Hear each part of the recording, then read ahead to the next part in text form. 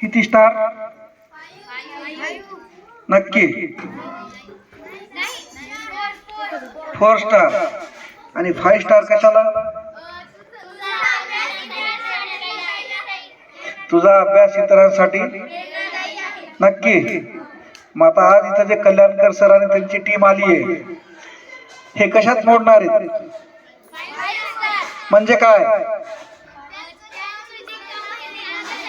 त्यांचं काम प्रेरणादायी आहे. कुठे गेली टीम? एकदा झांज पथक 5 स्टार साठी काय वाजवणार?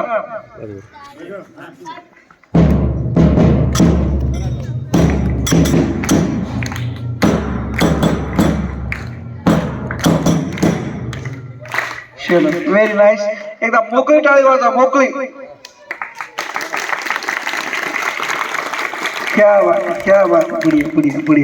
मला असंच करत असो, माझ्यासाठी कोणतरी टाळ्या वाजव. मला माहिती माझ्यासाठी काय टाळ्या वाजवत नाहीत, मग काहीतरी कारण सांगायचं मला, तू वाजवा टाळ्या. पडल्या टाळ्या. फोटो तुला कळत नाही की टाळ्या कशासाठी वाजल्यात, तसंच फोटो हे कळत नाही कोणी कोणाचं स्वागत केलं. चल, बहुत अच्छा. पारडीची असलेली तालुक्यात, जिल्ह्यात आणि जिथं जिथं पारडी नाव गेलं त्या त्या परीक्षातल्या त्या त्या क्षेत्रातल्या जाणकारांना असलेली ओळख.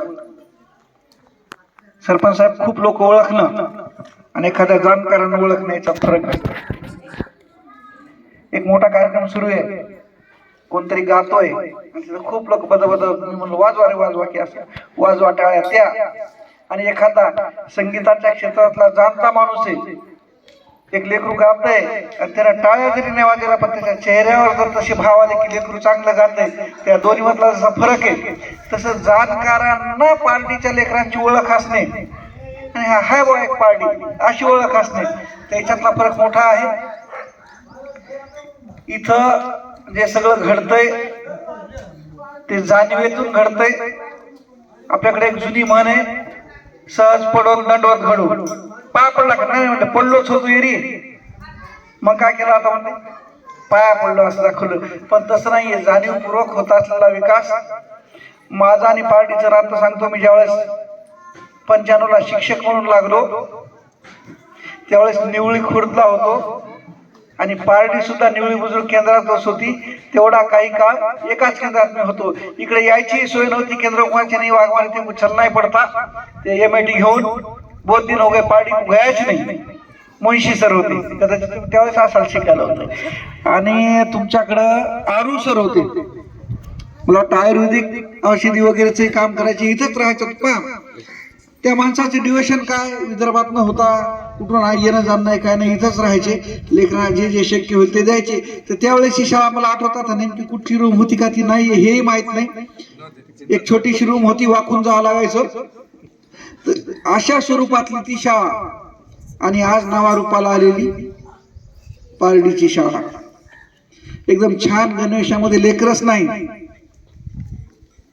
तर त्यांचा सगळा स्टाफ सुद्धा. लेकर काय करतात? कुठून शिकले बोलायला तुम्ही? नीट नेटका टापटीप आपला युनिफॉर्म असला पाहिजे. कुठून शिकणार? गुरुजीकडून शिकणार. कारण शिकवल्यानं लेकर किती शिकतील हे माहीत नाही, अनुकरणानं नक्की शिकतात. आता माझ्याकडे ऑफिसला मी केलंय, जे माणूस तंबाखू खाऊन ऑफिसला येईल त्याची फाईल माझ्याकडे 8 दिवस आणायची नाही. काम करणार, कर्तव्याचा भाग आहे, त्या खुर्चीचं कामच आहे ते करणार. कधी पाहणार ती फाईल? 8 दिवसाच्या नंतर पाहणार. नाही बापू तिकडच तू तोंडातली तंबाखू थुकून ये, काय ते विषय कर, आण फाईल, घेतो हातावर.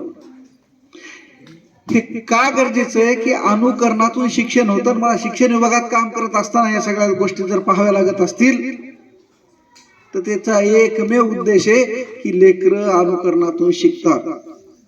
आता आळ्यामध्ये जे आता या शाळेचं विद्यार्थी संस्थेचा मुख्यमंत्री म्हणून काम पाहते, तर सांगितलं तिनं एका बाजूला IAS माथुर मॅडम बसलेत, दुसऱ्या बाजूला प्राचार्य बसलेत शिवाजी कॉलेजचे, आणि मध्ये आपले 2 लेकरं बसलेत.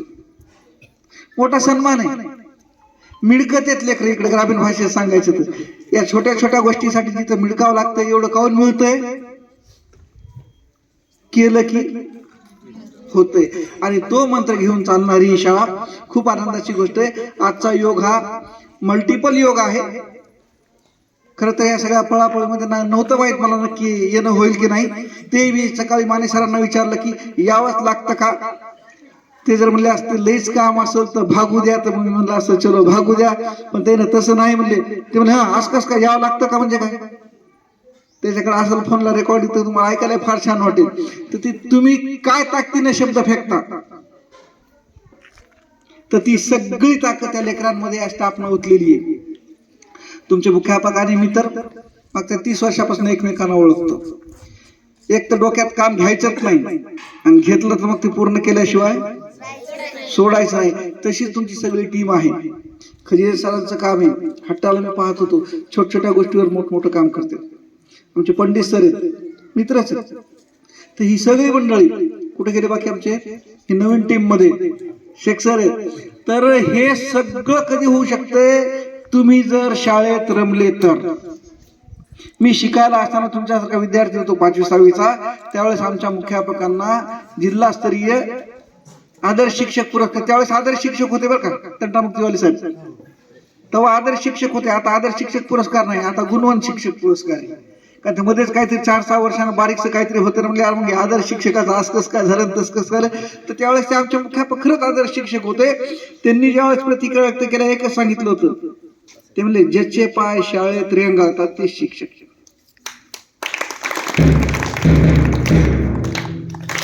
नाही आमच्याकडे बऱ्याच वेळेस आम्ही सांगितलं, चर्चा होत असताना ज्यांनी आज तुमच्यासाठी खूप काही उपहार आणलेत, खूप काही भेटी आणल्यात, त्यांना चर्चा होताना सांगितलं आमच्या रोडच्या शाळेची एक समस्या असती, 3:30 पासून सुरू होते. अरे 3:30 झाले, 3:35 झाले, अरे तू 2-2 मिनिटाला घड्याळ पाहिल्यावर 37 होते, 39 होते, फुटकून 4 वाजून कसे जाते.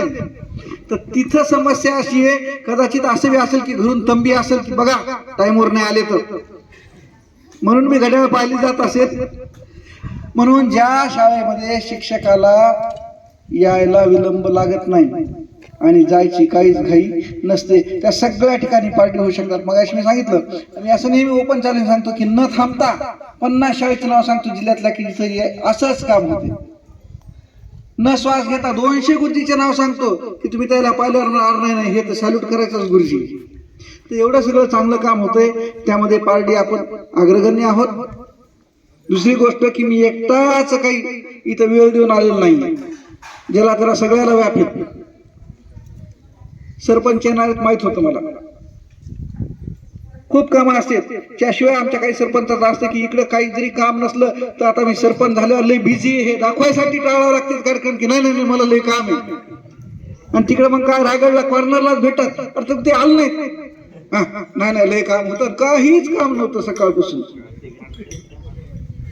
पण मी जिथं जाणार आहे तिथचं माझ्याच्यानं भलं होऊ शकतंय. तुम्हाला सांगतो, औपचारिक बोलताना मी कमी बोलतो, अनौपचारिक जास्त बोलतो. मग अशी चर्चा केली, म्हणलं हे मस्त झालं बघा, आता हे राहिले ते म्हणले हाय प्लॅनिंग मध्ये होणारच आहे. दुसरी गोष्ट, या ठिकाणी या सगळ्या गोष्टींचा चर्चेचा भाग का आहे, तर जे काम माणूस स्वतः करतय त्याची उत्सुकता असते माणसाला, त्याची आपुलकी असते, त्याला जपाव वाटतंय.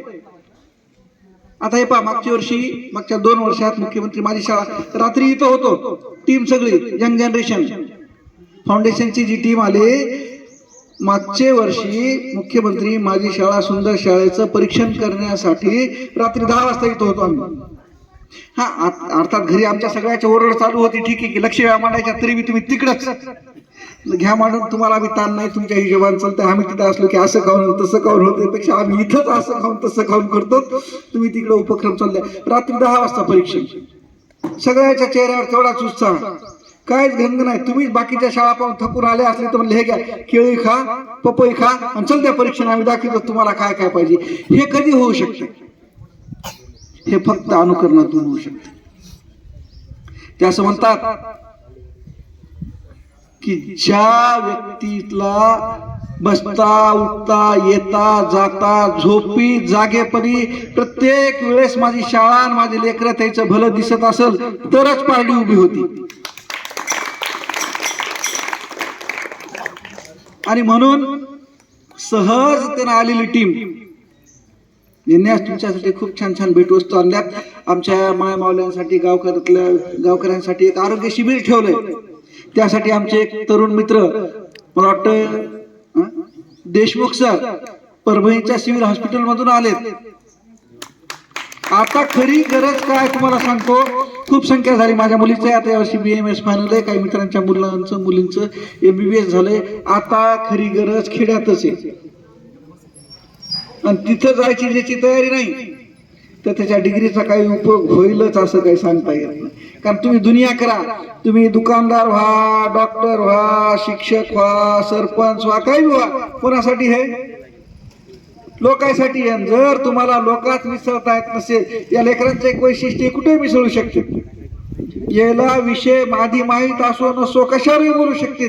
तर ही जी भट्टी जमली, त्या भट्टीत जमलेलेच हे लोक आहेत. म्हणून परभणी खूप लांब आहे, आपण पारडी इकडं खूप लांब आहेत, तर या सगळ्या लोकांना यावं वाटलं. काही छोट्या मोठ्या गोष्टी असतील तर मी या सगळ्या मावल्यांना, आमच्या काकांना विनंती करेल, तुमचे काही दोस्त मित्र असतील, नातेवाईक असतील, ते छानसं आरोग्य शिबिर या ठिकाणी त्यांनी जे ठेवले त्याचाही लाभ घ्यावा. लय वेळेस आपण काय करतो माहिती का, गेलो तिथं डॉक्टरच नव्हता, तपासायचे 400-500 रुपये घेणार बी आहे, तिथे वेळेत असणार बी नाहीये, तरी आपल्याला तिथं जाऊन तपासले बरं वाटतं. ही माणसाची प्रवृत्ती, सवयीचा भाग आहे. त्या सुविधा तुमच्यासाठी इथं आल्यात. खूप छोट्या छोट्या गोष्टीत मी बोलत बसलो तर 4 वाजेपर्यंत असंच चलल. बाकी म्हणतात यायला काय आधी बोलू दिलं हो, आणि म्हणून फार बोलणार नाहीये. एक छानसा प्रसंग आठवला मला इथं आत्ता, ताजा बोलणे के लिए बहुत है, कहाँ से लाने की कोई आवश्यकता नाहीये. आणि म्हणून या ठिकाणी पोलीस पाटील तर आहेत, पण तिथं सेलूला आपल्या गावाचं प्रतिनिधित्व करणारे एक पोलीस कर्मचारी, पण त्याने काय नुसतं नावच सांगा म्हणले बस झालं. पण जे तुमच्या गावाचं प्रतिनिधित्व पोलीस मध्ये करतात, मला वाटतं त्यांचाही कार्यक्रम तुम्ही घेतला असेल एखादा, जर योग नसेल आला तर आता घ्या. कोणती खुर्ची तुमची? खास खुर्ची. हा, खास खुर्ची मध्ये त्यांनी सांगितलं की ना माझं नावच सांगा नुसतं. एकदम बरोबर आहे. ज्या माणसाला मनातून काहीतरी करायची इच्छा, त्या बरं ठीक आहे, ते नाही मी बसतो, स्वागतही धकतंय, कारण मी इथचाच विद्यार्थी आहे. तर अशी माणसं पार्टीला आहेत. ही परंपरा पुढे वाढत जाईल. त्या परंपरेमध्ये तुम्हाला सगळ्यांना, आम्हाला वेगवेगळ्या क्षेत्रामध्ये, मी नाही म्हणत फक्त प्रशासकीय क्षेत्रात नोकऱ्यातच, तर तुम्ही राजकारणात आले तर आणखी उन्नत काम करू शकाल. तुम्ही इंडस्ट्रियलिस्ट झाले तर या भारताला अधिक सक्षम करू शकाल. एखादा तुमचा आतला अर्थतज्ञ झाला तर जगावर सत्ता करण्याची संधी या पार्टीतून भारताला मिळेल. अशा वेगवेगळ्या क्षेत्रामध्ये तुम्हाला काम करण्यासाठी अगदी उत्तुंग यश मिळवता यावं अशा या ठिकाणी सदिच्छा, शुभेच्छा देतो. या सगळ्या टीमचं, उपस्थित सर्वांचं या ठिकाणी खूप खूप आभार व्यक्त करतो की तुम्ही लेकरांसाठी वेळ देत आहात. नक्की एके दिवशी ही लेकरं याची परतफेड कैक पटीनं आपल्या गावासाठी, आपल्या राज्यासाठी, देशासाठी करतील असा या ठिकाणी आशा व्यक्त करतो. मला इथं बोलून माझा सन्मान केला, मला या लेकरांशी संवाद साधण्याची संधी दिली, त्याबद्दल आभार व्यक्त करतो आणि थांबतो. धन्यवाद.